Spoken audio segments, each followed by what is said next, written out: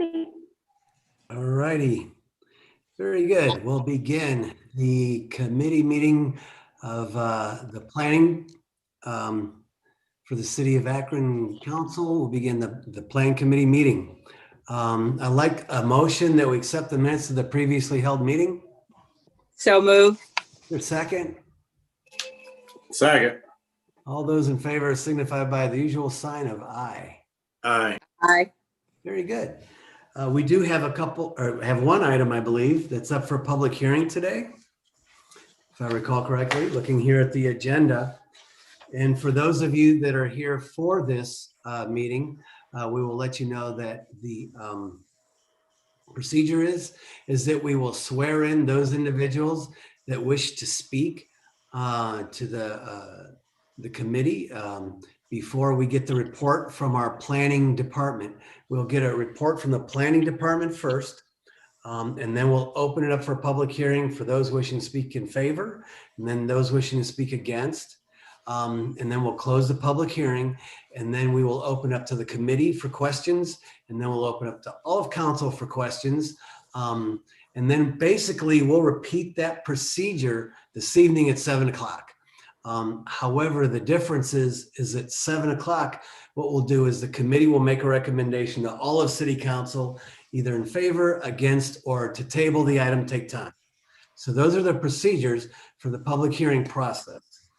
Not unless I missed something, and if I did, Mr. Antonucci or Sarah or somebody will correct me. So with that, what I'd like to do is before we get the Mr. Antonucci's report on the public hearing, I would like to ask a representative from our law department to swear in anyone that wishes to speak this afternoon on this public hearing that we have currently today. And I'll read in actually the what we're going to be considering during our public hearing, which is an ordinance to construct a 190-foot monopole telecommunications tower at 596 Beacon Street. So with that, I'll ask Ms. Advent, if you could please swear in anyone who wishes to speak. Sure. Would those wishing to speak during this public hearing, please raise your right hand? Do you swear or affirm that the testimony you give today will be the truth? If so, please say I do. I do. I do. Thank you. Thank you. Okay, very good. At this point, we'll ask Mr. Antonucci if he could please provide for the committee a report on this proposed conditional use request on Beacon Street. Yes, thank you, Mr. Chairman, committee members. American Towers LLC, or ATC, is proposing to construct a monopole telecommunications tower, which requires conditional use approval. The proposed 190-foot tall tower would be within an enclosed 50-foot by 50-foot fenced compound area within the larger lease area located in the southwest corner of this property. Besides the petitioner's proposed antennas, submitted site plans indicate space for 3 total carriers with 12 panel antennas per co-location. The tower compound would be accessed through a 20-foot wide access and utility easement through Beacon Street. The supporting electronic equipment would be located within the compound. The compound area would be enclosed with an 8-foot tall chain link fence topped with barbed wire. The site would be unmanned except for routine visits from a technician. Petitioners stated that the proposed tower would replace an existing lattice telecommunications tower located southwest of the site, addressed as 565 Wilson Street. The petitioner's request and application for a new tower was reviewed by the City of Akron's consultant, Cell Site Capital, CSC. CSC's report indicates the petitioner has met the basic requirements of Section 153-468 of the Akron's codified ordinances, petition for conditional use requirements of the zoning code. Furthermore, CSC confirms that there is full or partial compliance with the majority of Section 153474, general standards applicable to all conditional uses of the zoning code. Although CSC's report notes that the proposed tower is within an industrially zoned area, it cautions that the tower will be able to be seen from some residential areas, and cites code section 153474B, which requires that any request be harmonious and appropriate in appearance with the existing or intended character of the general vicinity and will not change the essential character of the same area. The report notes that while the proposed tower is not likely to create a burden on essential services or facilities, the petitioner does not currently have a legal right of access to the parcel, as required in part by sections 153.474D and G. Instead, the proposed access to the tower site crosses a narrow strip of land owned by the city of Akron. In order to access the parcel as shown on the petitioner's site plan, the petitioner would need to successfully negotiate and acquire an access and utility easement from the city. The Bureau of Engineering also has stated that as part of the permitting process, if approved, the petitioner would be required to file a FAA Form 7461 due to the tower's close proximity to the Akron Executive Airport. CSC confirms that there is full or partial compliance with the majority of Code Section 153.476C, which is special standards applicable to specific conditional uses, communications towers, and facilities. However, they do not believe that there is compliance with Section 153.476C1, which requires the petitioner to demonstrate that a new tower is necessary. In seeking to construct a new tower at the proposed location, petitioner's objective appears to be termination and or non-renewal of its current lease at the existing nearby Wilson Street Tower. The petitioner's narrative states that the purpose of ATC's application is to enable it to replace an existing wireless telecommunications tower of the same approximate height as less than 750 feet away on the west side of State Route 8 at 565 Wilson. The city of Akron had initially leased the property to Newpar, doing business as Verizon Wireless in June of 1997, but then assigned it to EIP Communication in 2017. The lease has an initial 20-year term with 2 5-year options, the first of which expires in 2022. ATC manages the existing tower for Verizon. ATC further states the expiration of the lease makes the tower necessary for wireless coverage to continue to be provided beyond the term of this neighborhood, and in particular along the State Route 8 and I-76-77 corridor. They state that when the lease expires, the 2 current carriers on the existing tower would move to the new tower, and then there would be space available for a 3rd carrier. Our consultant, CSC, researched the Wilson Street Tower lease terms further and noted in its report that the lease is currently in its first of 2 5-year additional terms, which began in 2017 and will end in 2022. In 2022, the lease will again automatically renew for an additional 5-year term unless the petitioner provides written notice that they intend to terminate the lease at the end of the current first additional term. As the ground lease will remain in effect until at least 2027, unless the petitioner chooses to terminate that lease in 2022, we do not believe that the petitioner has sufficiently demonstrated the need for a new tower within 700 feet of their existing tower. If the petitioner were to terminate in 2022, the need for a new tower before 2027 would be caused by their own actions. CSC's report thus supports the belief of the planning staff that the petitioner has not proven a coverage need that necessitates a new tower. Although a new tower may financially benefit the petitioner, it appears that their coverage needs in this area are met by their present location on the nearby tower on Wilson Street. Furthermore, the planning staff is concerned that the proposed tower, although at a lower elevation, will be visible, particularly during parts of the year when vegetation is sparse, to the residential areas to the east of the proposed location. A 190-foot tall tower at this location will further add to the negative impact that nearby Route 8 and waste management impose upon this neighborhood. As such, the planning staff does not support the conditional use request and recommends disapproval. However, the Planning Commission recommends approval. Mr. Chairman, we also have our consultant, Maureen Hopkins, and others from CSC who are available to speak if you wish. Thank you. Yes, thank you, Mr. Antonucci. I assume this is part of the report. So therefore, Ms. Hopkins, if you'd like to make a statement. Yes, thank you. Thank you, members of the committee. My name is Maureen Hopkins. I work for Southside Capital. We reviewed the application on behalf of the city. We reviewed all of the petitioners' information and their supplemental filings. And I would just reiterate what Mr. Antonucci said. We did find that the application was complete, and the petitioners did address, they provided sufficient information to address all required provisions of the ordinance. We did have 3 concerns, which Mr. Antonucci mentioned. Number 1 is that they do not currently have legal access to the parcel. In order to access that parcel, they would need to obtain an easement from the city of Akron. They have provided a template easement form for your review, but that would need to be reviewed and approved and executed before they could access the parcel as proposed.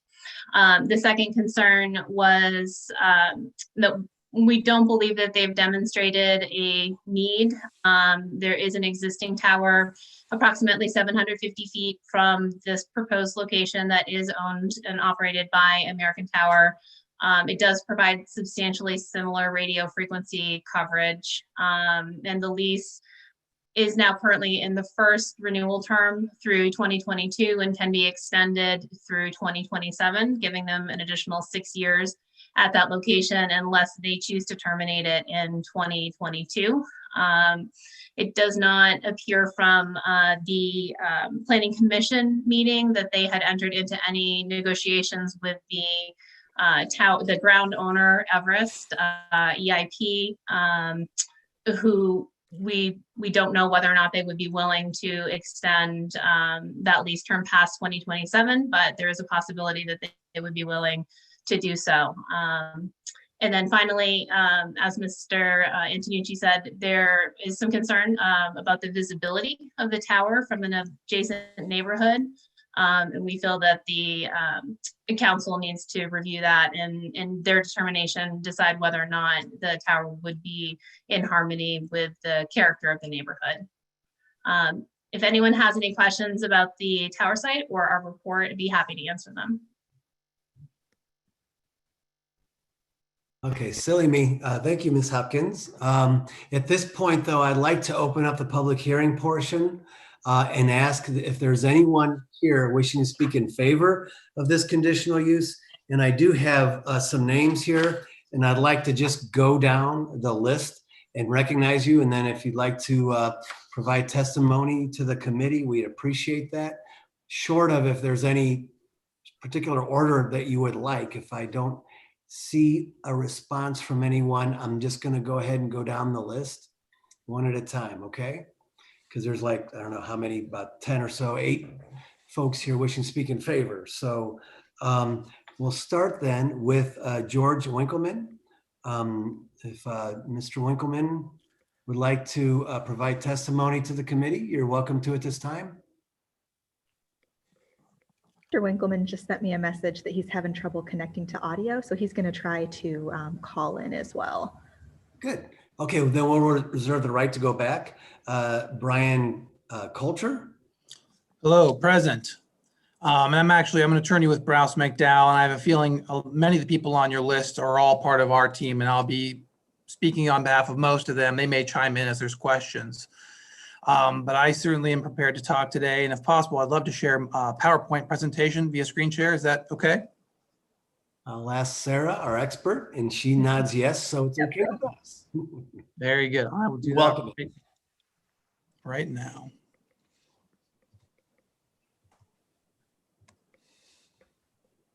Okay. Everybody see that okay? Yes, thank you. Very good. Well, again, my name is Brian Coulter. I'm an attorney with Browse McDowell. I'm accompanied today by my colleague, Irv Sugarman, I believe is also here.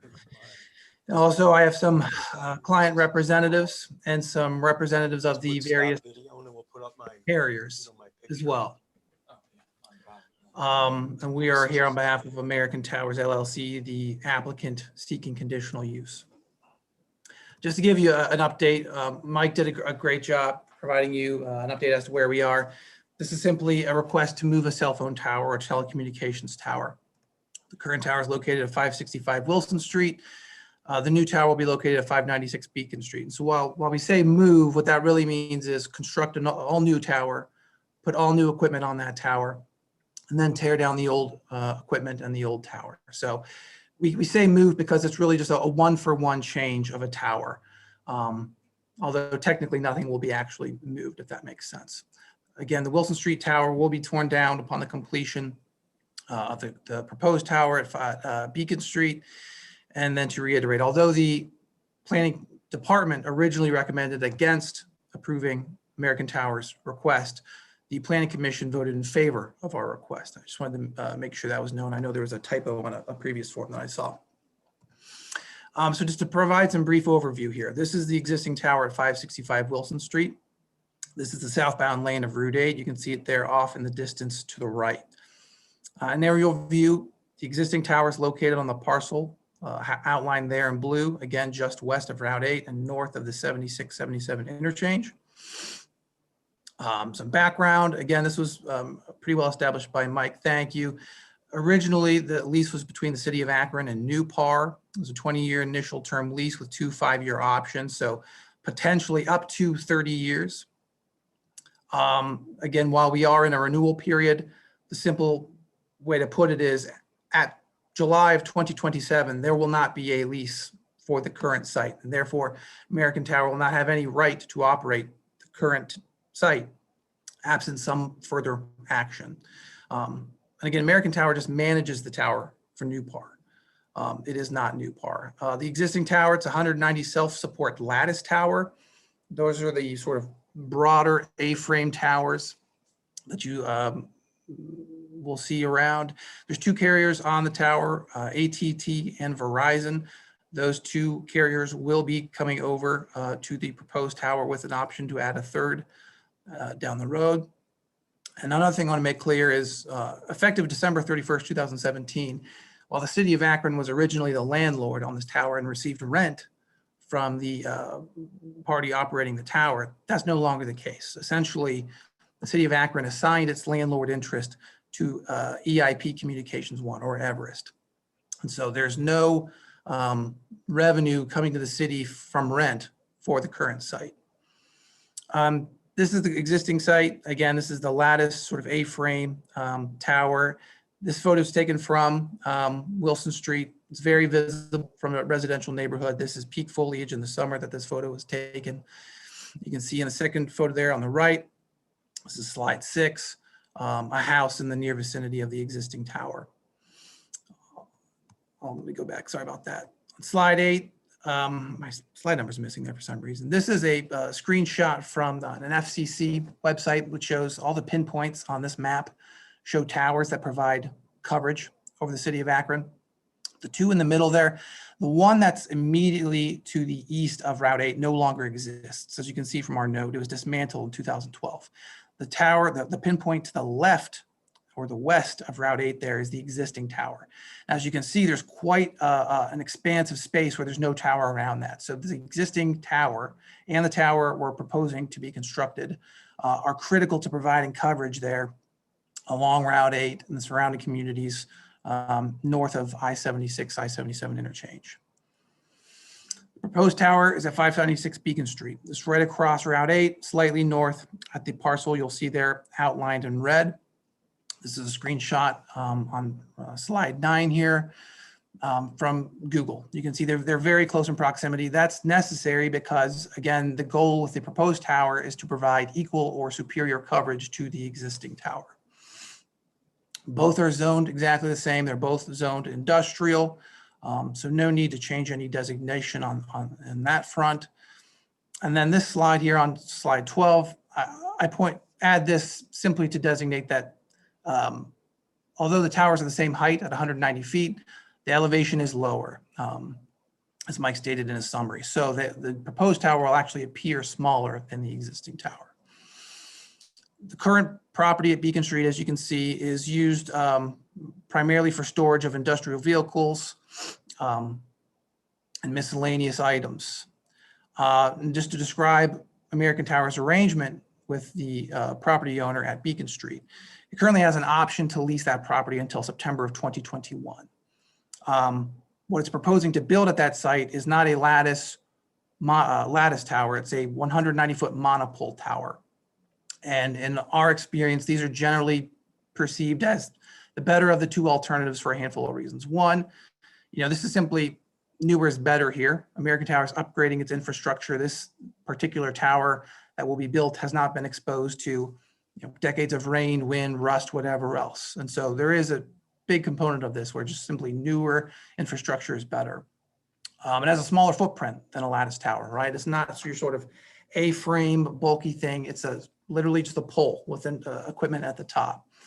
And again, as I mentioned before, while it's the same height, because this is sort of this proposed property's pocket sunken in there by Route 8, it will be seen as smaller.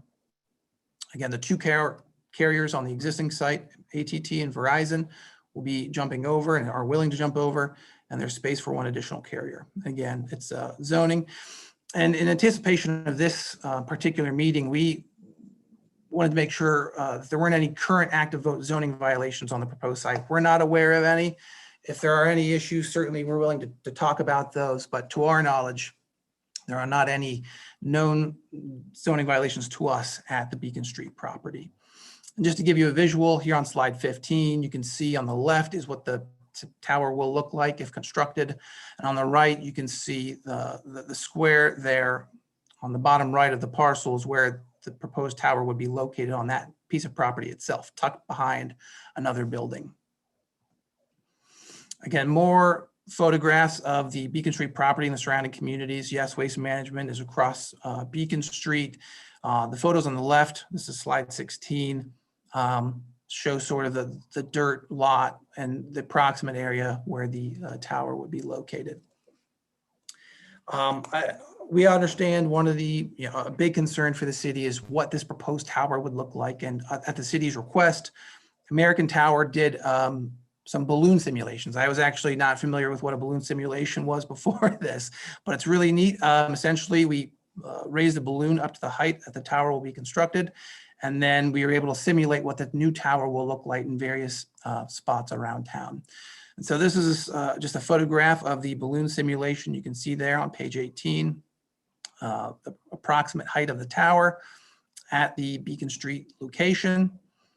This is just sort of an aside on slide 19 to show you can actually see that's the existing tower at Wilson Street from the Beacon Street property. But west from Betty Street on slide 20, if you look at the top left photograph, you can see the balloon. The bottom left photograph is a simulation of a tower to the height of the balloon. And on the right photograph, again, is another simulation of what the tower, Monopole tower, would look like. This is from the north. Again, the bottom left, you can actually both photographs on the left, you can see the proposed simulation of a monopole tower. And on the right too, I almost struggle to find it on the one on the right, but that's views from the north. From the southeast, again, you can, I've always struggled to find it in these ones, but it is there, certainly not visible from the southeast. And from the west, again, you can see it there all the way at the end of the road, what the proposed tower would look like from surrounding neighborhoods. And then on the issue of coverage, I do have some technicians with me who are far more intelligent than I am on the issues of coverage, but I think I have a pretty good understanding to be able to convey to you. We're actually looking at equal or better coverage with the proposed tower. So the current slide you're looking at, slide 25, is existing coverage at the existing site for Verizon. On the very middle of your page, you can see sort of the three colors there, the blue, red, and I think it's purple. That little dot signifies the tower. And surrounding that, you have a patch of yellow. The patch of yellow for Verizon is good inside coverage, and the red is good outside coverage. So I'll move to the next slide. You can see how the existing site compares to the proposed site. Slide 26 is the proposed tower. You actually see a superior patch of indoor coverage at the proposed site than you do at the existing site.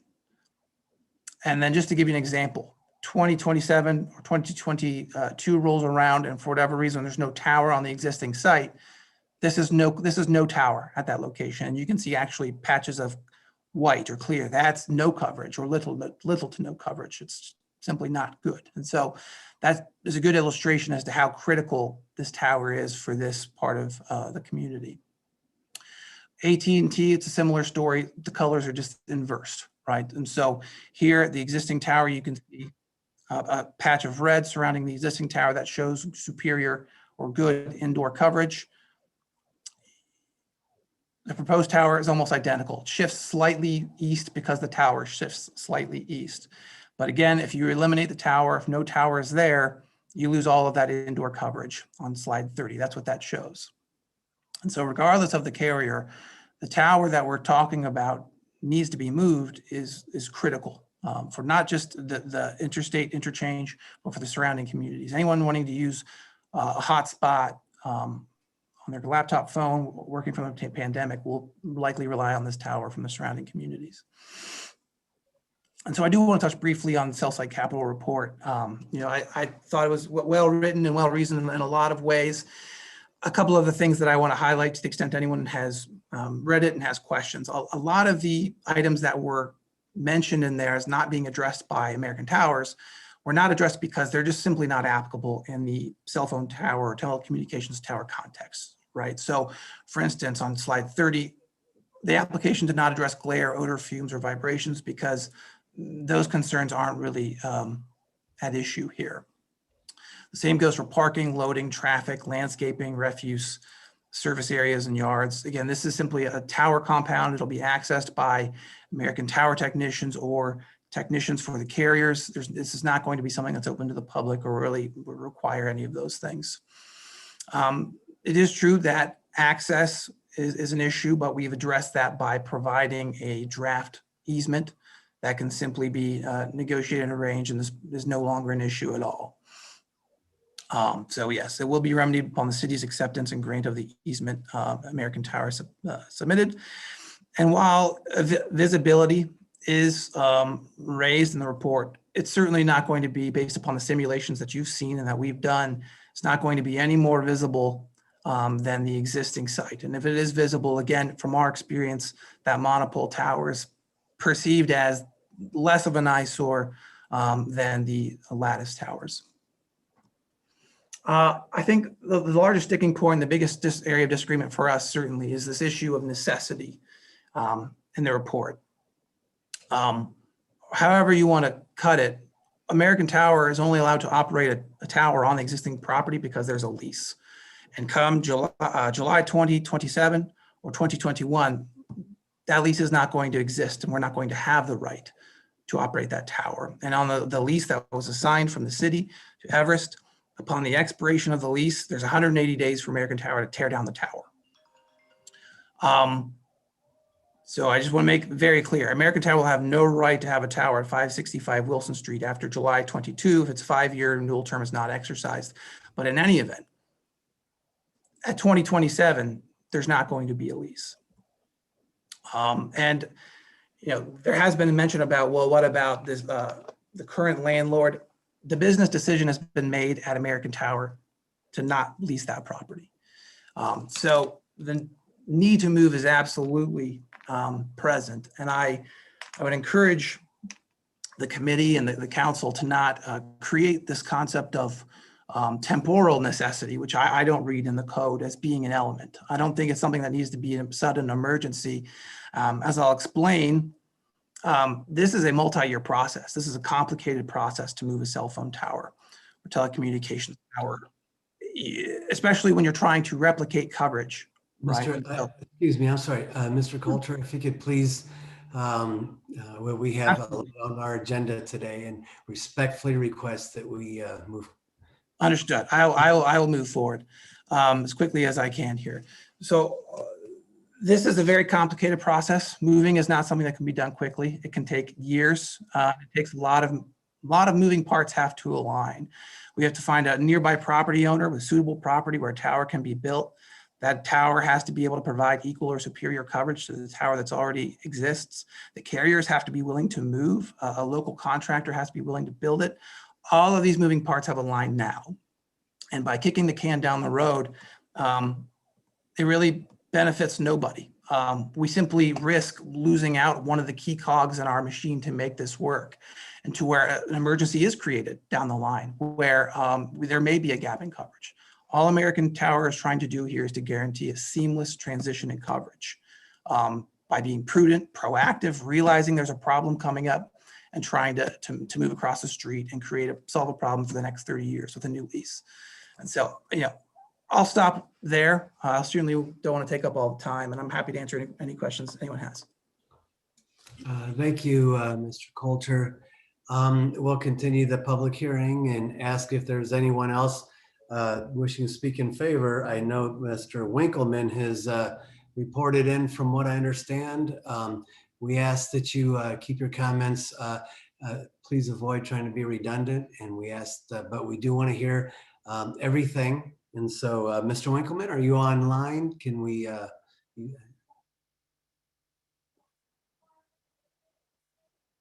Okay, not hearing anything. We'll move on to Mr. Sugarman.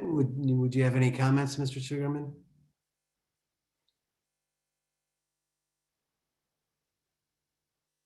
No, I see a no.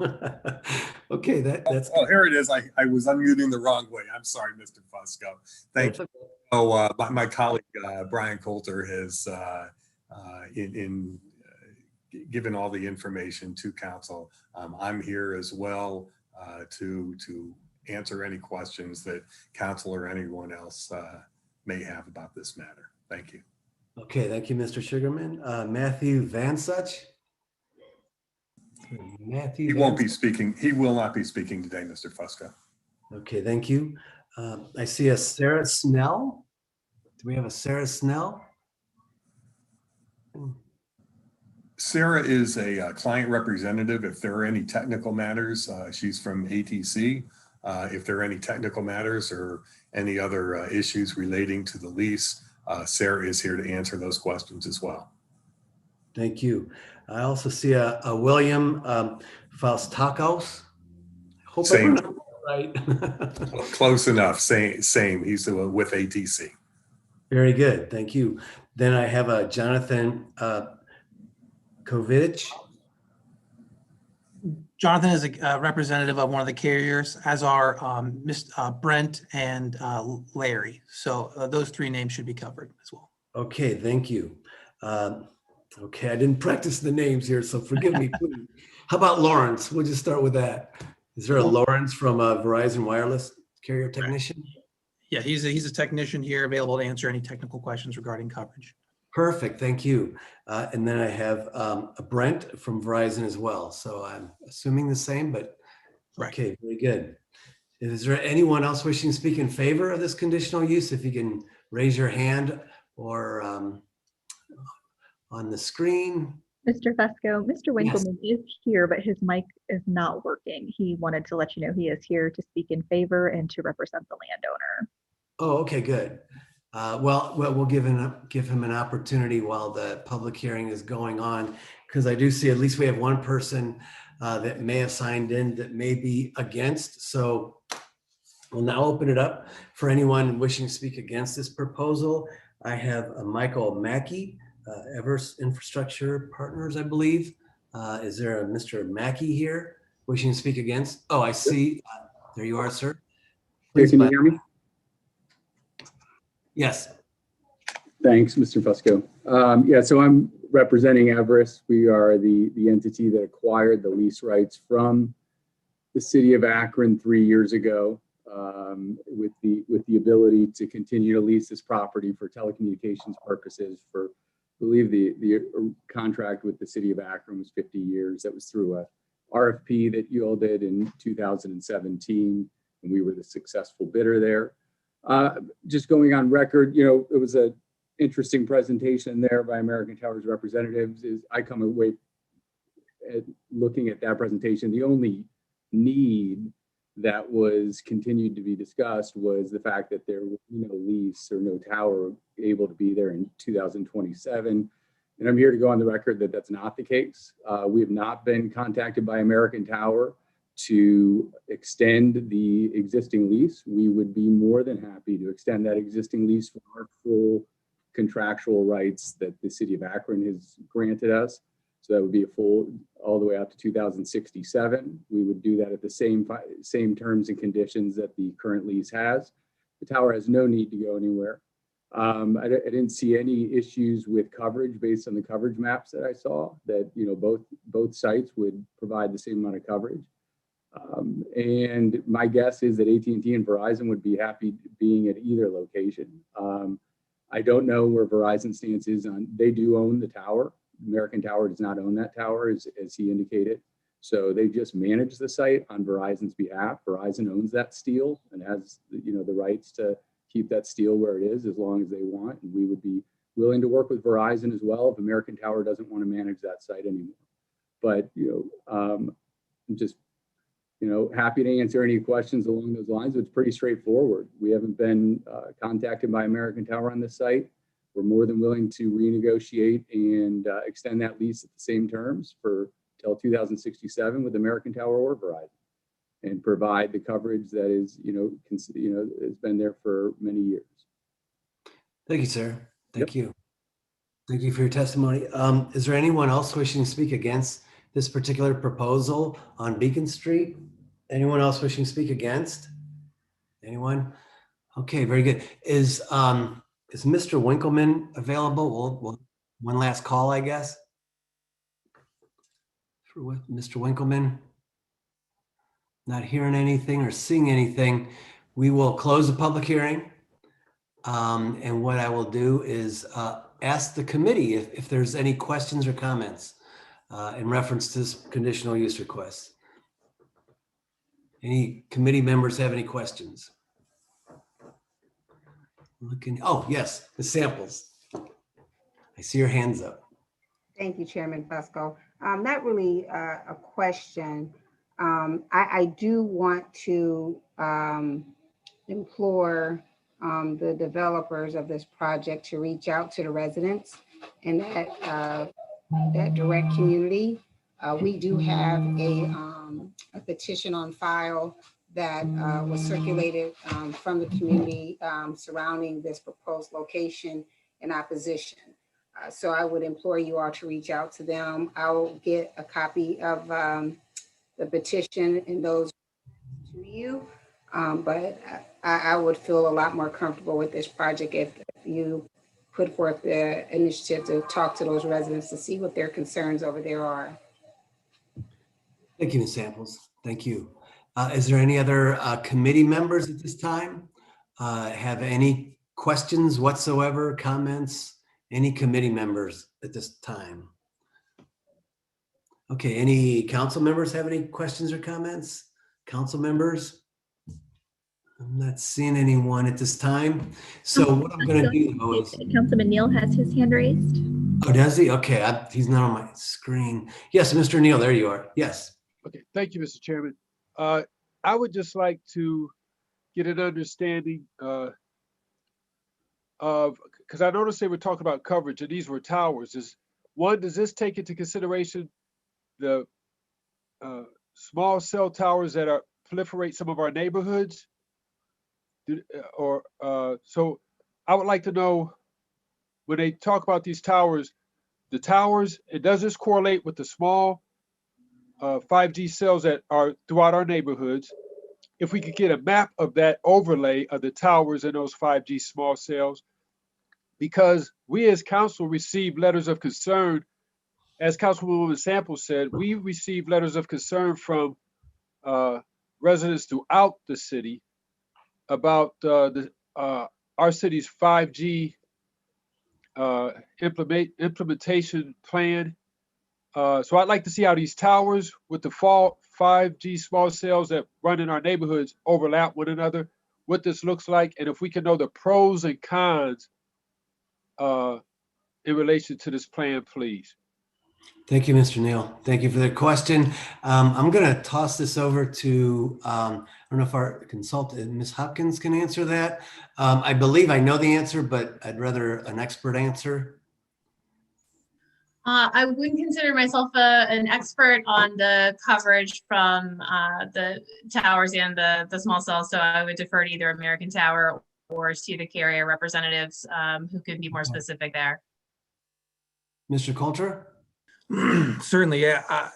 She's absolutely correct. I mean, to the extent we do have technicians on the line, if they know whether or not their coverage maps do include those sites, they can feel free to chime in. Certainly my understanding with the map that I provided with those were towers that we were assessing there. And so if I don't want to put my technicians on the spot, if you don't know, I don't know a fine answer for now, but I certainly don't want them to guess. Okay, very good. We'll hopefully get that answer, Mr. Neal, for you. I see your hand is still up. Do you have another question? We'll try to get that before we Okay. deal with Yeah, this. yes, sir. And this is from the city. If someone from the city could give us, I mean, I pulled a 5G map for my ward alone. In my ward alone, there were over 65 small cell towers. I'd like for us to get an idea of it would get in relation to the towers and the 5G small cells throughout, and have an understanding of our city's plan. Because based on the plan, some neighborhoods we restrict them from. So I think it would be good that we have a holistic understanding of not just this, but our overall plan for these towers, so we could be fair to all communities. Thank you, sir. Okay, very good. I'd like our, before we get an answer, I'd like a written answer if we could from the city on that one. Mr. Malik? Thank you, Mr. Chair. And thank you everyone who's presenting.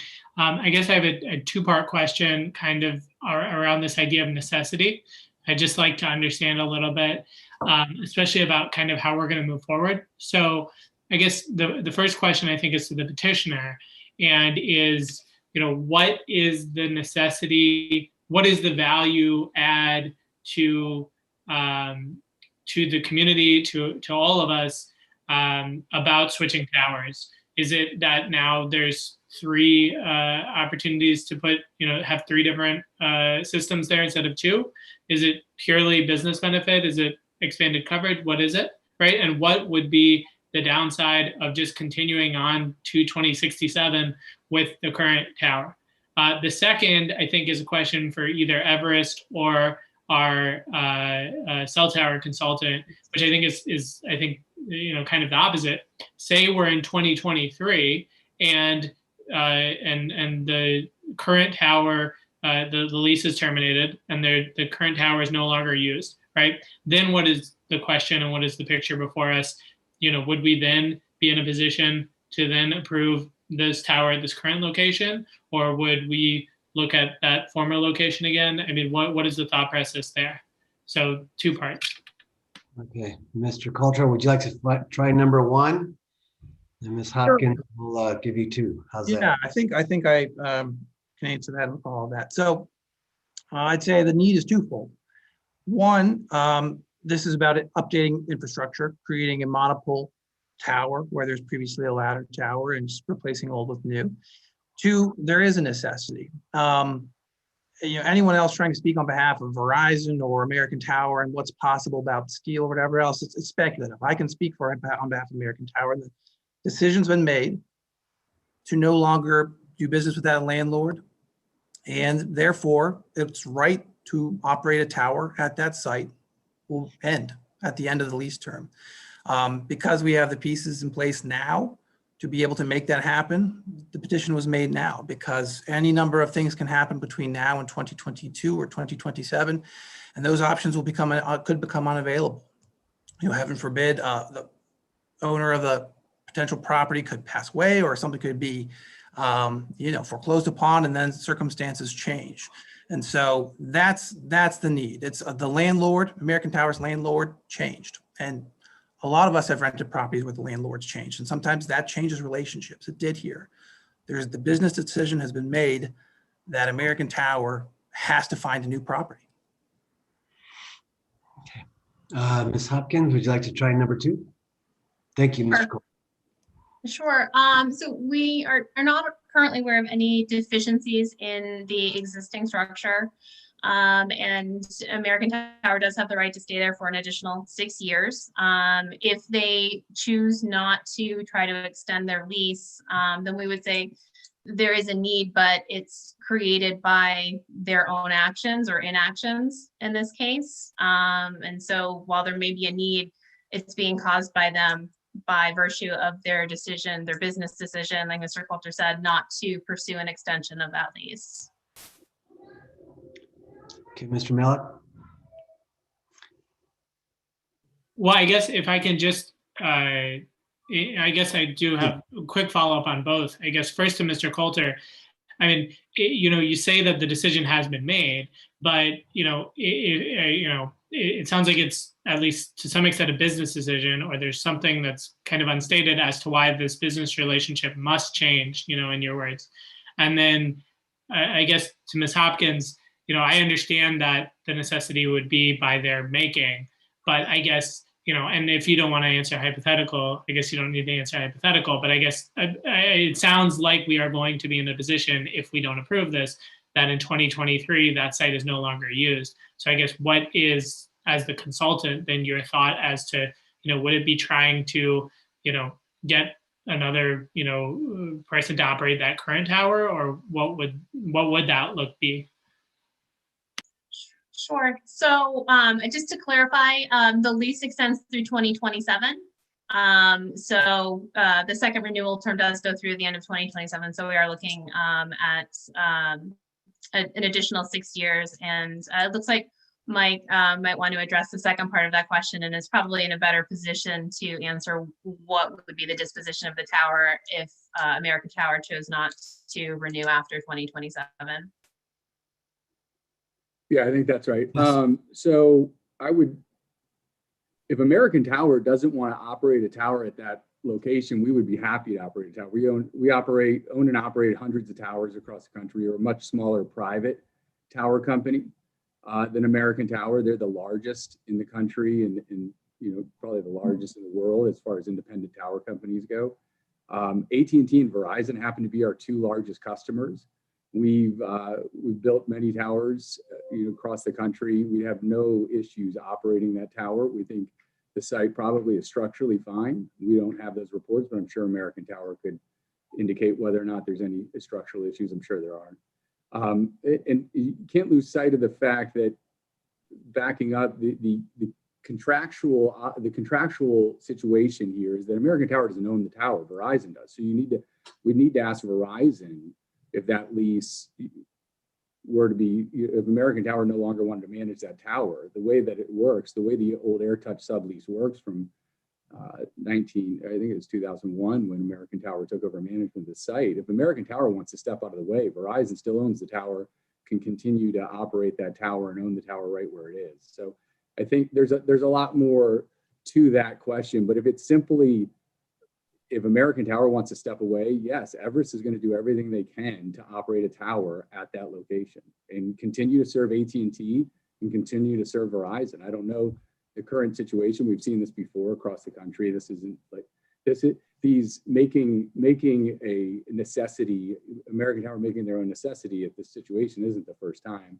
And we've had to step in and build a replacement tower or operate a tower that that expires. So we would absolutely be willing to step in and do that and have every plan to do that if American Tower steps away. Thank you. I see Mr. Swirsky had his hand up. Well, I'm sorry. Was there a question posed to me? I just want to make sure I answered it for the councilman. I don't believe so. Mr. Malik, was there? Yeah, I mean, you kind of said the business decision has been made, and I mean, but it sounds like, you said there's been a determination based on the relationship. The relationship has changed based on the new landlord. I mean, again, you can say or not say whatever you'd like, but can you go into a little bit more of why that's the case? It sounds like there's kind of a business dispute, here. Well, it's simply just like any other lease negotiation. One, it takes two to tango. And while I certainly haven't seen any proposed lease language in terms of what Everest may present or would be willing to present, again, it's all speculative. I don't know that. I can't make any statement about that.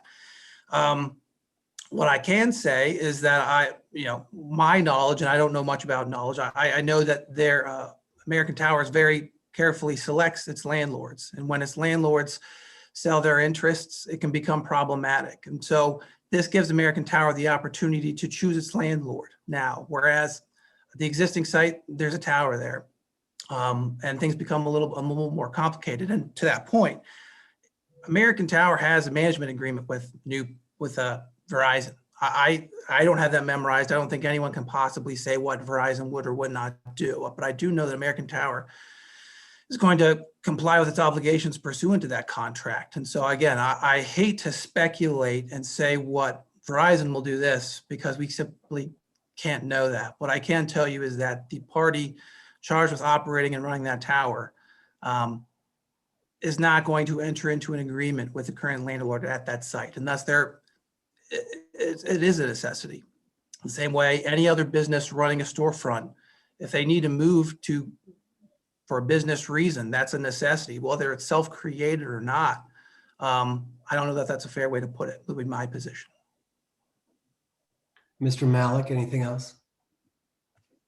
No, sir. Thank you. Mr. Swirsky? Well, just this was at the beginning of one of Mr. Malik's first questions, but how will the public benefit?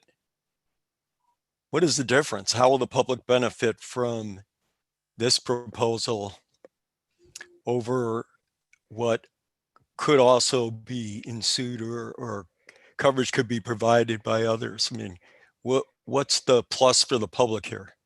Mr. Swirsky, who's that aimed at? Mr. Coulter. I'd like to ask Mr. Sugarman, but just for fun, but I guess Mr. Coulter is playing center field for them. I'm okay with her. Well, before you answer, Brian, I did want to say it's nice to see you, Mr. Swirsky. I hope you're feeling well. So it's good to see you here. And with that, I'll turn it back to Brian for. Yeah. Sure. There, you can catch the fly ball. That's fine by me. Well, too, I think based upon those coverage maps that I showed you, there is, while a modest improvement in coverage, there is an improvement in coverage. I think it avoids this issue for another 30 years of guaranteed coverage because, again, American Tower has found a suitable property with a suitable owner that it's willing to enter an agreement with, and it's a more attractive tower. Again, that's just been American Tower's experiences. People, while no one loves looking at a cell phone tower, it's the more appealing of the two options. And so the can could be kicked down the road, but at the end of the day, all we're doing is increasing the risk of coverage loss for the public. People who are relying on hotspots, whatever else to do work during a pandemic. I think there's a lot of ways that this benefits the public. Even if technically there is a tower now, I think in the long run, it behooves all of us to tackle the issue now.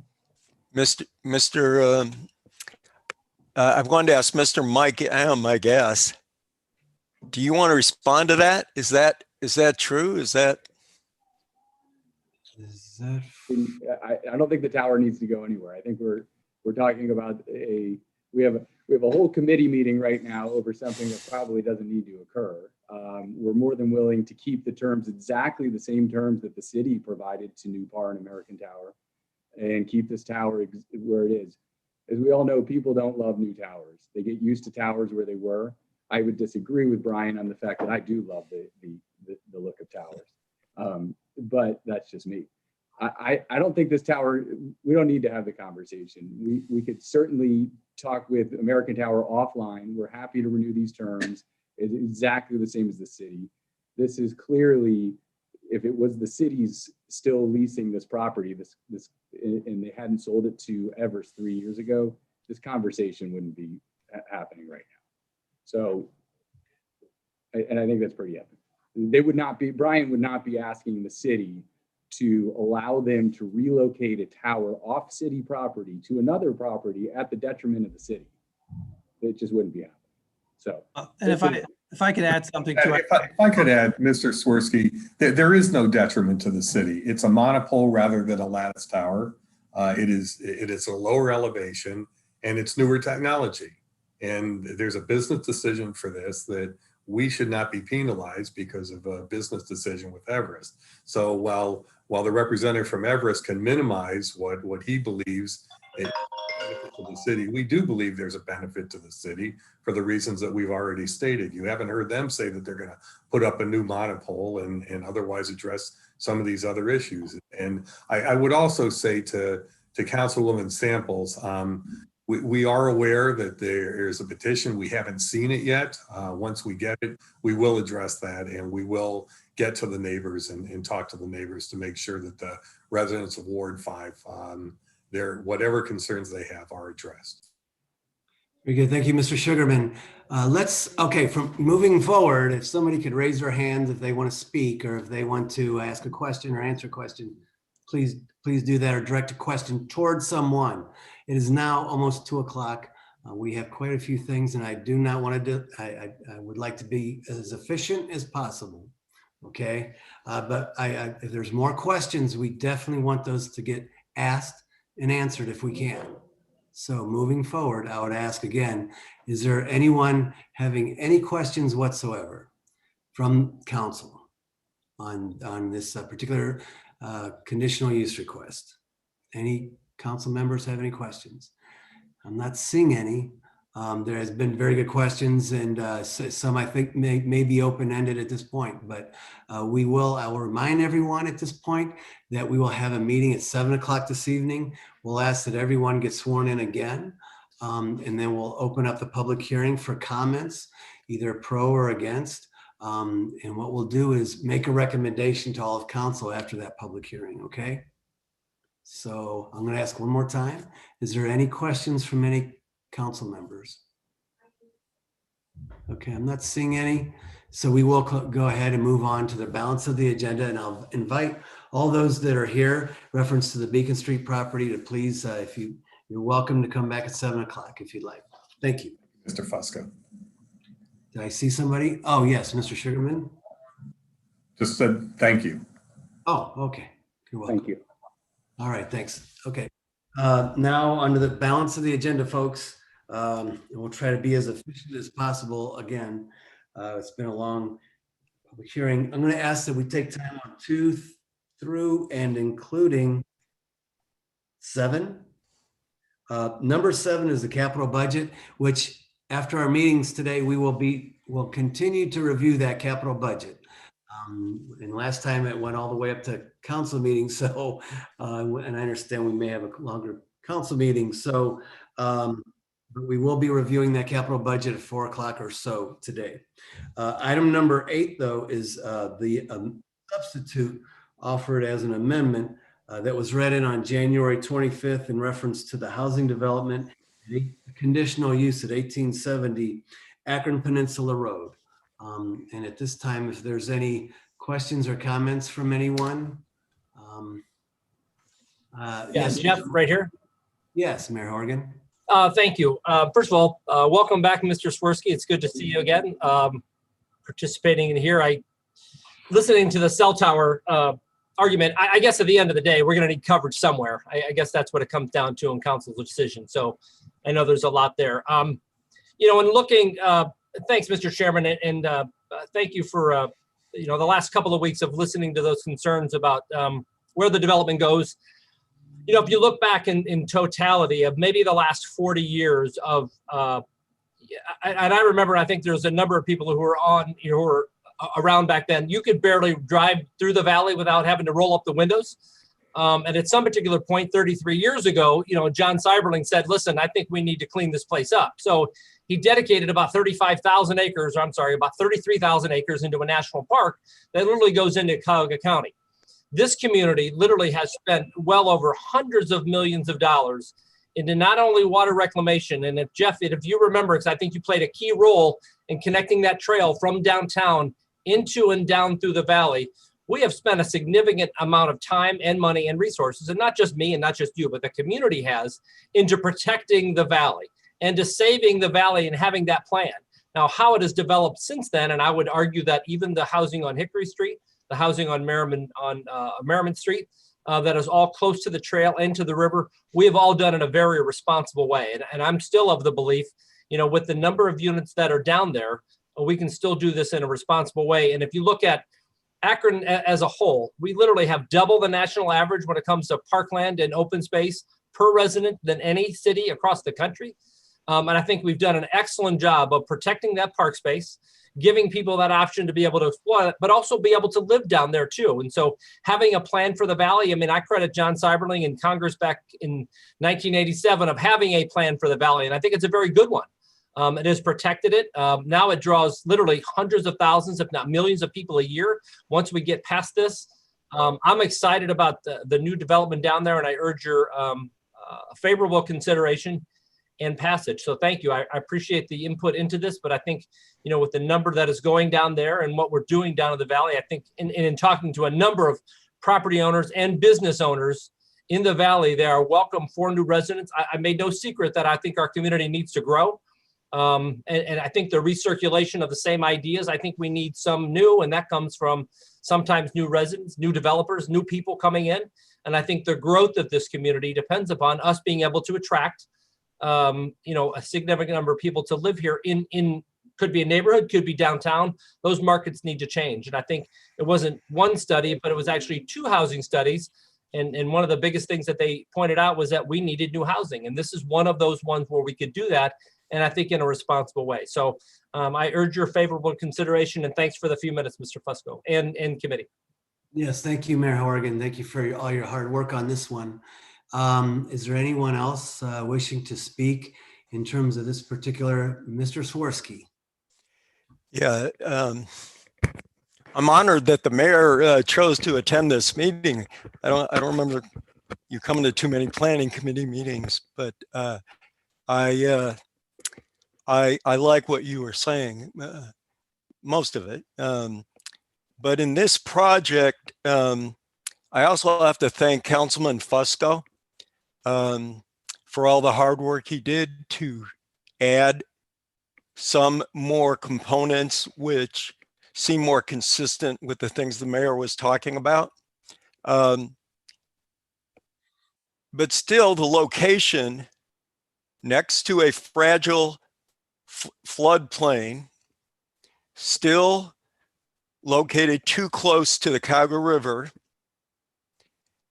and still could be a source of even more congestion for traffic in an area that is already pretty congested, that kind of conflicts with the goal of a valley that we all enjoy and that we use to attract visitors, and that we use to attract people who love the valley, decide they will move into Akron. I think we got to be very careful. And I know that Mr. Fusco worked really hard, and I know it's not easy, sometimes like pulling teeth. But all the developers' promises about environmental protection, I just wonder how we're going to enforce those. How are we going to monitor and evaluate while construction's going on? Who's going to be watching? And I think that you got the river right there, you got the floodplain right there. Any environmental protection, I really don't have much faith in the EPA or whatever state agency that you bring up, that anybody brings up, to protect us. And I know our capacity is already stretched very, very thin. And this is a project that would require a lot of attention and a lot of accountability, which I'm not sure how it would happen. Now, Mayor, I have supported all of your efforts to create housing in other parts of our city. I think it's great. And in fact, I've supported almost all of your efforts. I mean, but this is the wrong place for such a project. I'd rather see tax abatements used in distressed areas and more appropriate use of the guidelines of the community reinvestment area, which also emphasizes, and I'd like to see more of that, revitalization of existing housing. And I know people in Goodyear Heights, West Hill, probably in Firestone Park, could use help there. And I agree with you, the valley is a precious resource for our city. I think whatever plans were around back from John Seiberling's time, which were very noble, we need to have an updated master plan with all the current stakeholders before we move ahead with this or any other future developments in the valley? Well, Rich, I just want to, and I appreciate the support, and I certainly respect your opinion on some of those things.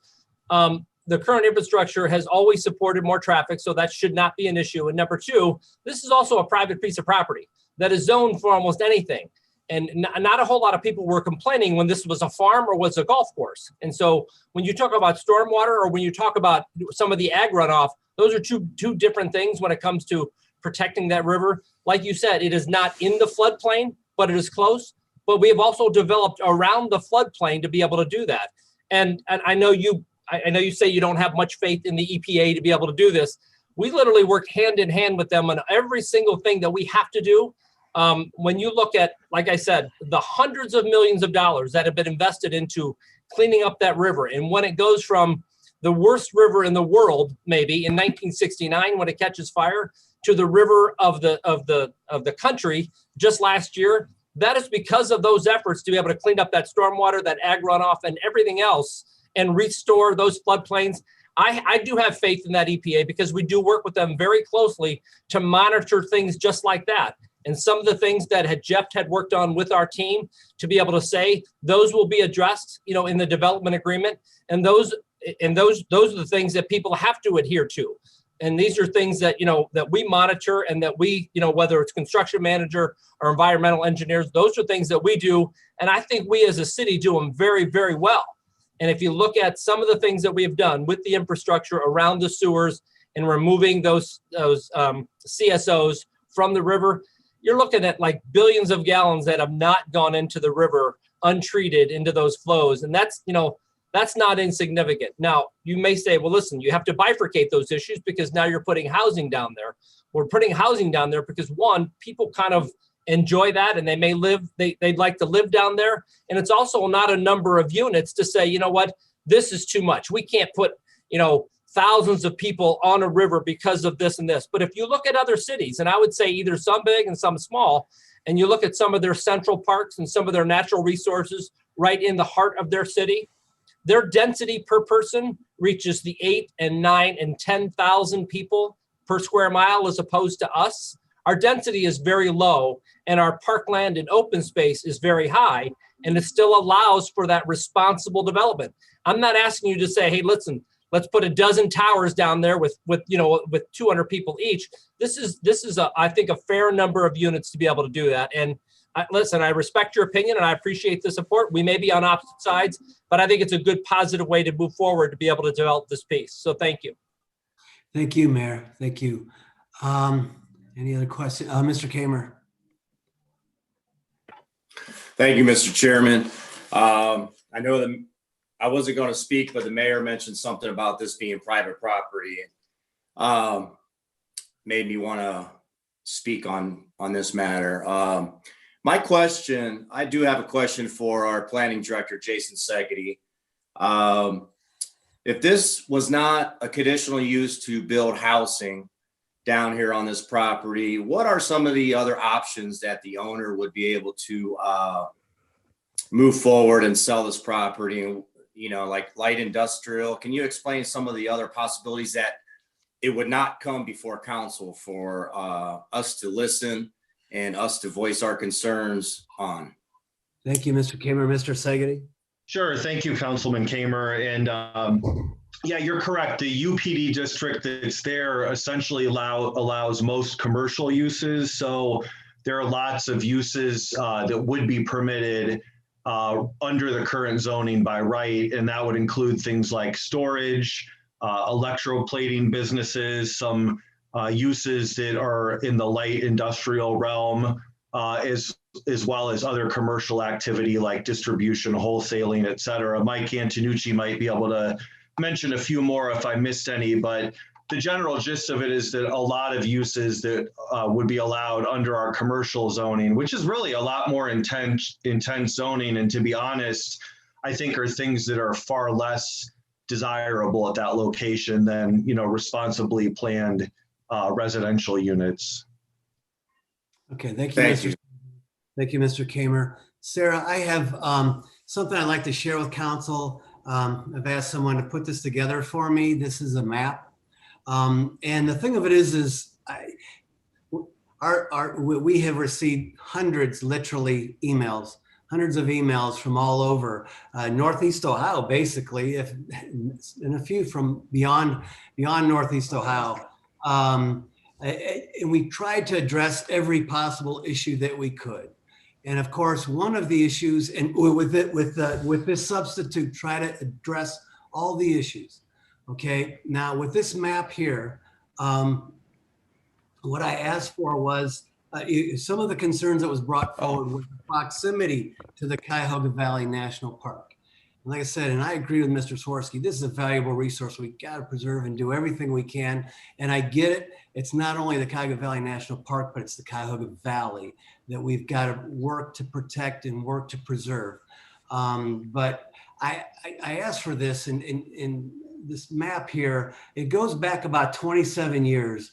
And the proposed Riverwood development is about 1.7 miles away from the Cuyahoga Valley National Park proper. Okay. And again, I get it. It's about the valley, not necessarily the park, but many people brought up the Cuyahoga Valley National Park. And I think this map is somewhat revealing for us. So the proposed development is 1.7 miles away. There is approximately 10 developments that directly abut the park itself, dating back 27 years, that have been approved by other areas. Again, Riverwood's 1.7 miles away. There are 19 existing developments, both privately held as well as rental, okay, tenant occupied. 19, they're closer than 1.7 miles from the Cuyahoga Valley National Park. There are 4 that are closer. I apologize, that are further away than the 1.7 miles, okay? I believe that smart development can occur. This particular proposal has been in the works for well over a year, and it has evolved tremendously from its original roots a year ago. And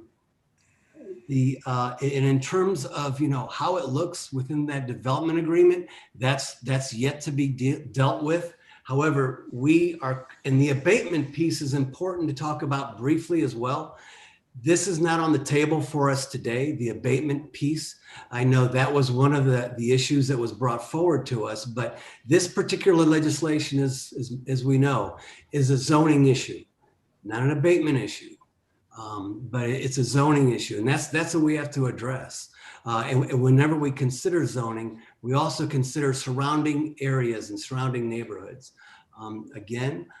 This is within the Cuyahoga Valley itself. And so I thought this would be interesting to share. It's taken a while to get it together, but it was just something that I thought the council ought to be aware of.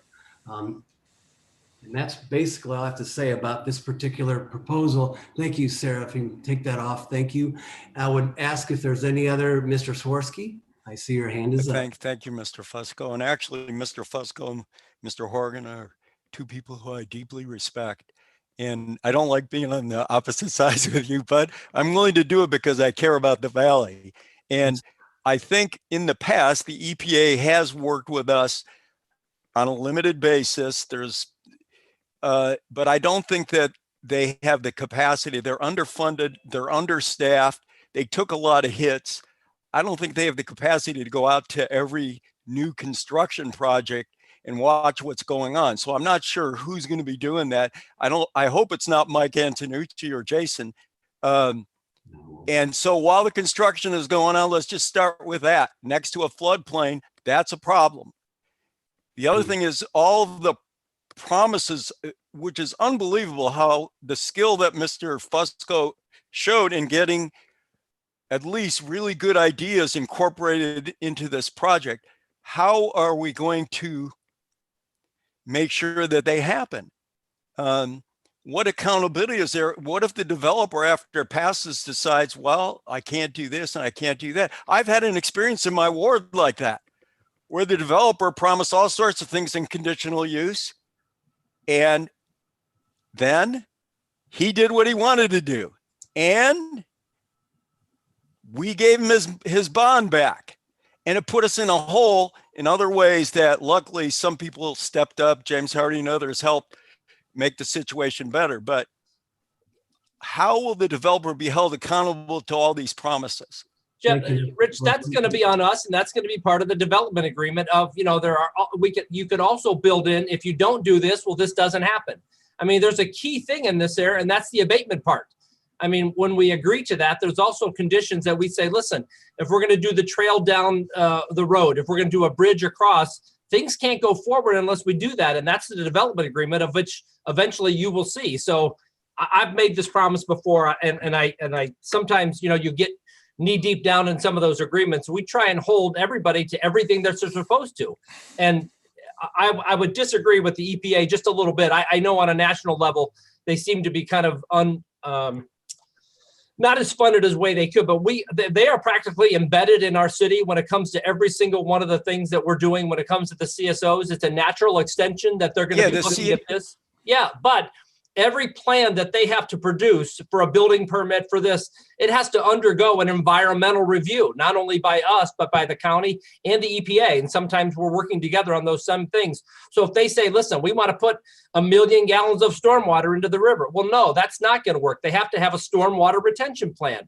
They have to have a plan to go for this. And thankfully, the stormwater, the giant structure that we're putting close to $90 million in, is about a mile down the street in the water reclamation facility and improving the capacity to be able to treat stormwater. So it is there. And I would say that, we work pretty diligently to be able to uphold those environmental standards when it comes to building and enforcing those contracts and those development agreements. I think we have a pretty good track record of being able to do it. Is it perfect? No, but obviously this one is a little more high priority, and we plan to pay special attention to the development agreement and the housing that goes down there. Well, Mr. Swirsky. I appreciate what you said, Mayor. I know you intend to do this the right way. I'm not as convinced the developer has the same concern. And I'm still not convinced that other governmental agencies are going to help us to the degree that is needed for something like this. And I know our capacity is already stretched. So, and I don't know why would the developer follow through on all of his promises? You say there's going to be a development agreement, but we don't have that before us. So it's another thing that this is going to happen, but go ahead and approve it as is.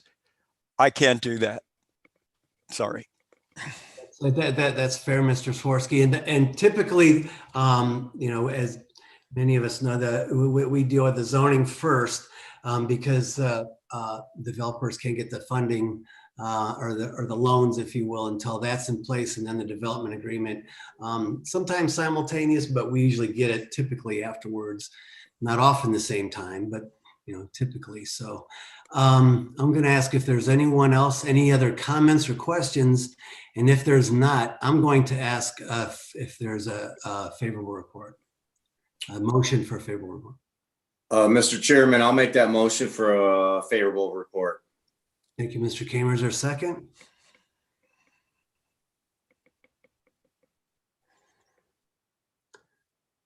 Okay, I will go ahead and I'll second. Oh, Ms. Baylor seconded. All those in favor of the favorable report of suspension of the rules on item number 8, signify by saying aye. Aye. Against? No, nay. Nay. Twice, nay squared. Oh. Thank you, Mr. Swirsky. Okay, Sarah, if we could. Would you like a roll call on that? Make sure. I still lose a vote. Fusco. Aye. Kamer. Aye. Swirsky. Nay. Baylor. Aye. Samples. Aye. The motion passes 4-1. Thank you. And we'll report that out favorable. Just one slight little sidebar, for lack of a better term. some of the comments that have been made to us via email and even voicemail in reference to this particular proposal, I hope that some of those folks have been able to see this discourse between Mayor Horrigan and Rich Swirsky and myself and Mr. Swirsky. You know, at the end of the day, we're all the same, really, at the end of the day. And we all have passion. And some of the tone and tenor with regards to some of these comments that have been made is a bit much.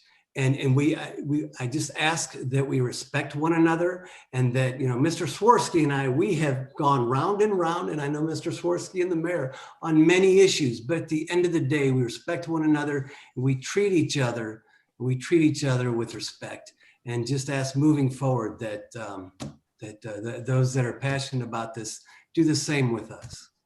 Yeah, Well said. Thank you, Jeff. I'll Yes. just add an amen. Thank you, thank you. Okay, with that, I'm going to ask that we move on to the balance of the agenda, and we take time on 9 through and including 11, and that we file item 12. That would be the petition for the Akron Peninsula. So we'll file that. And then I'm going to ask that we take time on 13 through and including 16. And then number 17 is the ordinance authorizing conditional use to construct a parking space within the front yard setback at 1259 East Avenue. We had a public hearing on this on November 2nd, and I know Council President Somerville's been working on this, and I believe she's okay with us moving forward on this. Yes. So with that, I'd like to entertain a motion for favorable report on item number 17. From anyone? So Favorable? move. Thank you. Is there a second? Second from anyone? Just say second. Second. Thank you. Second, all those in favor signify by saying aye. Aye. The ayes have it. Against? Very good. The ayes have it. We'll report that out favorable this evening. And then we're going to ask that we take time on 18 through and including 20. And then we file 21. That's the petition for the one we just voted on. And then time on 22 through and including 28. And then that we filed item 29. It's been around for a while. That's actually the capital budget from 2015. So we'll file that one. Time on 30, and then 31, we'll file that as well. That's the original proposal that we just voted on Akron Peninsula Road. And now we'll move into the new list of legislation for everyone. Item number 3, which is authorizing the purchase of various interest in real property located on and around East Waterloo Road to facilitate the Brewster Creek Culvert Replacement Project. Excuse me, is there someone here on this item? Yes, sir, Mr. Yeah, Chairman. Mr. Little. Thank you, Mr. Chairman. Back in November, we passed legislation for the Brewster Creek culvert replacement. Now that the final design is completed, there's 2 easements we need to purchase. One is from the church, and then one is to the apartments just east of that. So with that, one is, I believe, it's a total of $920 for both pieces of property that we need to secure for the project. Okay. How large are these, Mr. Little? The one parcel is, they're very small parcels, and they're just utility easements that we will, I have a map that I could share, or was it in your?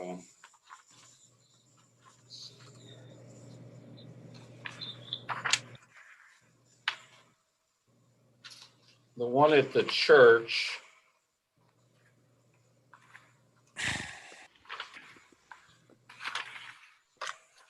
I believe it's 37 feet by 50, and then there's the other one is 70 feet by 73 feet. So it's 642 square feet on the one, and the other one is 1,700 square feet. Gotcha.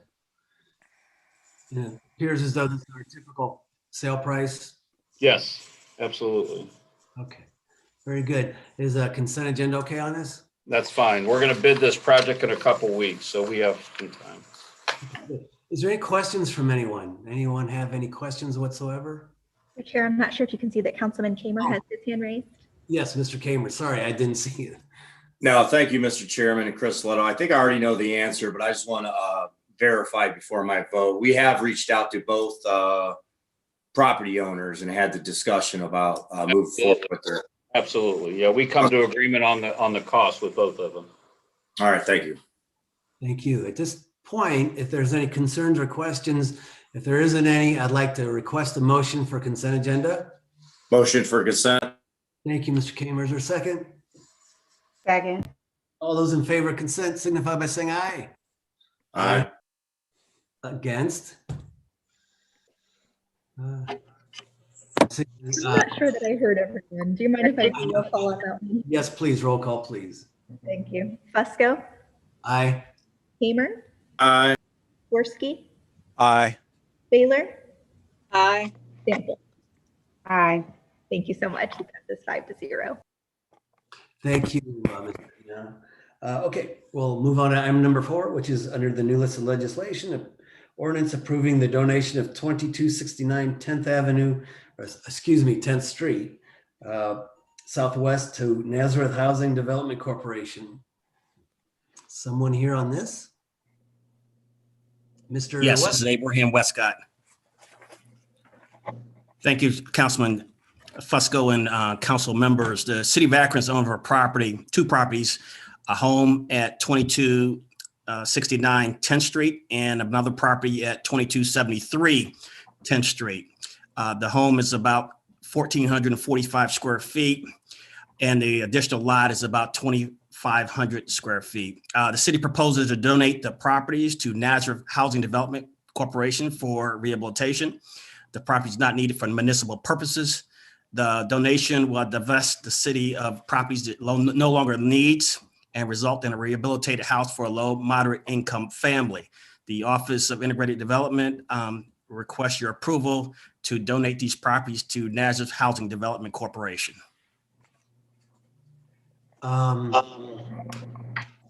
Thank you. Is there any questions or comments from anyone? Hearing, is consent agenda okay? Yes, sir. Yes, everybody time to kind of look it over. Is there a motion for consent? Motion for consent, Chairman. Second? Second. All those in favor signify by saying aye. Aye. Against? The ayes have it. Does that work for you, Ms. Biviano? Yes, thank you. All right, thank you. Very good. Item number 5, ordinance approving the sale of 19 acres of city-owned land located in the Turkey Foot Industrial Park to Gardner-Pie Company, determining said property is not needed for public use. Yes, Mr. Becker, I believe. Yes, thank you, Mr. Chairman, members of the committee. This is a sale of property to Gardner-Pie in the Turkey Foot Industrial Park. The property is adjacent to their property now on Turkey Foot Road. It's 19 acres. They are going to put in $25 million in an expansion for their facility, and they're going to hire an additional 30 positions, which will be new jobs. And actually, they want to start this project probably in March of this year. Okay, very good, Mr. Becker. Question, is the sale price our typical? Yes, 25,000 an acre. Okay, very good. And this particular property abuts property that's located within our industrial development, in which we provide water for. That's correct. Yes. Yeah, next to Coventry. So Next to it's that Coventry. here. Yes. Okay, very good. All right, questions or comments from anyone? Is this, Mr. Becker, you hurry on this one or consent agenda okay? Consent would be fine. Thank you. Okay, very good. I could tell the committee as well as council, I recall this development and this proposal. Sometimes these things take a really long time. And I believe in 2015, I was part of some of the discussions with regards to this particular, at the time whenever I had a different chair. But I'm glad to see it come to fruition and glad to see this Gardner-Pie company expand, it sounds like. So hopefully that we'll be seeing that soon. Good project, good. Questions or comments? Consent, okay? Yes. Consent, I'd like consent agenda a recommendation from the committee. Motion for consent agenda, Chairman. Thank you, Mr. Kamer. Is there a second? Second. All those in favor signify by saying aye. Aye. The ayes have it. Very good. Thank you all. Very good. With that, and seeing the time, hour and a half time frame here. So with that, we're adjourned. Thank you all for your patience and on to the next one. Thank you. We're adjourned. Our next committee meeting of the day is the Public Service Committee meeting. Those committee members are Samples, Kamer, Swirsky, Lombardo, and McKittrick. Looks like all members are present, so we're ready whenever you are, Madam Chair. All right, whenever you are, Sarah. Let me find my legislation. If I could get approval of our previous meeting minutes. So moved. Motion to approve. I have a motion Second. and a second. All in favor? Aye. Aye. Let's have it. Hold on one second. I got too many screens open as usual. This is from last week, right, Sarah? Correct. Mhm. If you could read that in for me. There. Okay, that was an ordinance authorizing the purchasing agent to enter into a contract or contracts after publicly advertising for bids for the purchase of materials and services needed by the various divisions and departments of the city for a period of time not to exceed 5 years, approving the specifications therefore and declaring an emergency. Thank you, Sarah. I think we took time from last week to give everyone on the committee and council an opportunity to reach out to Shelley if you had any questions about this piece of legislation. Shelley, is there anything further? Has anyone reached out to you with any questions? I provided the breakdown of the amounts per, estimated amounts per the bids that we estimate that we will spend for the year. I did talk to Councilman Lombardo regarding questions that he had, but if anyone has any further questions, I'm more than happy to address those right now. Okay. Are there any questions from committee members? Looking at the hand raise function. Councilman Lombardo. Sorry. Thank you, Chairwoman.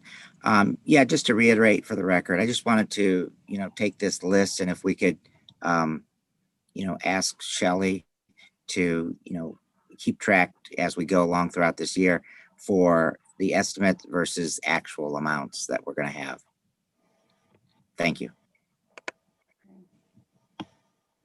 Shelley, you want to? Yeah, absolutely. We can report back and pull, at the 6-month point, we can pull estimated expenditures versus actual and can report back, or I can do that quarterly. That's not a problem. Semi-annually is fine with me. Okay, great. Thank you. Mm-hmm. All right, are there any other questions from committee members or council members? Councilman Malik. Thank you, Ms. Samples. I just want to thank Ms. Goodrich and the Finance Department for providing that information. I think it's really helpful. I think, this is a list of items and services that make sense. I think that, in the future, two of the things that caught my notice were tree trimming and mowing. I know those are kind of issues that maybe in the future council would like to take a deeper dive at looking at, but, I think that this ordinance makes a lot of sense. So thank you. All right, any other questions from committee or council members? Madam Chair, I can see that Councilman Neal has his hand raised. Oh, okay. I'm sorry, Councilman Neal. Go ahead. No. Thank you.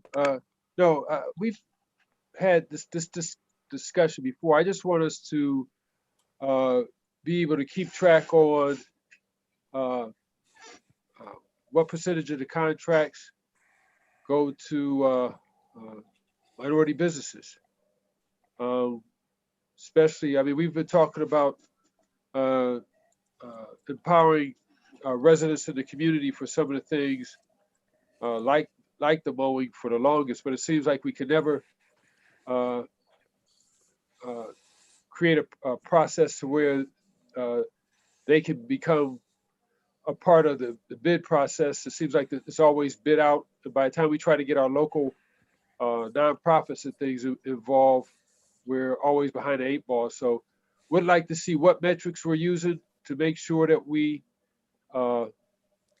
engage minority businesses as well as businesses specific to Akron. Did you hear it? I can speak to that in the regards to every opportunity that we have. We are sending to the Akron Urban League, Misty Rogers and Kimberly Lee, to contact businesses that they know of to compete on these opportunities. We're also posting every opportunity in the Inclusion Marketplace, which is a tool that the Chamber of Commerce is working to launch and get our minority business owners to sign up for, so that they are getting notified of all opportunities with the city of Akron. I can speak recently. We recently just bid out litter removal. The last time we bid it, we had 1 vendor that bid. This time we had 9, and the 2 lowest vendors are minority businesses. So we're hiring our diversity supplier employee. We have it finalized down to who we think is the final candidate, and we are going to be extending a job offer here within the week. So we are definitely, myself and Sean Bowman, as well as the purchasing division, are looking for all opportunities that we can engage our minority business community and working on having them. In regards to tracking them, our current software cannot track them, but we are implementing Workday on April 1st, which all of our suppliers, we will be able to track their certifications in the software. So we will be able to get metrics. The first thing that we want the diversity supplier employee to do when he comes on board is to work with council to develop key performance indicators and metrics that you guys want to see reported to you, either on a semi-annually or quarterly basis. So we are definitely working on all of those things. Just unfortunately, we have some restrictions in our current system, because our current financial system.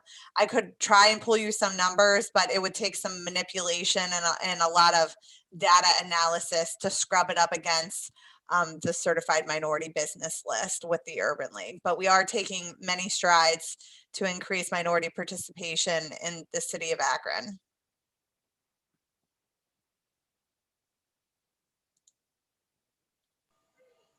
Okay, thanks, Shelley. Is there anything else? Okay, so can I get a motion for consent? Is consent okay, Shelley? Yes, that'd be great. Thank you. Can I get a motion for consent? I'll make that motion for consent. Second. And a second, all in favor? Aye. Aye. Right. Ayes have it.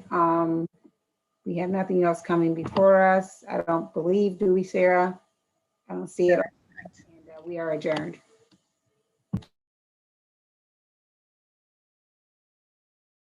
Okay, our next committee for the day is the Public Utilities and Green Committee meeting. Those committee members are Swirsky, Freeman, Connor, Samples, and McKittrick. Looks like all committee members are present. Are you ready, Councilman Swirsky? Looks like you're muted. There you go. Thank you. Thanks for pointing that out, because I would have been, waving my hand. And I will get those pieces of legislation corrected with you as the sponsor. Oh, okay. Which legislation?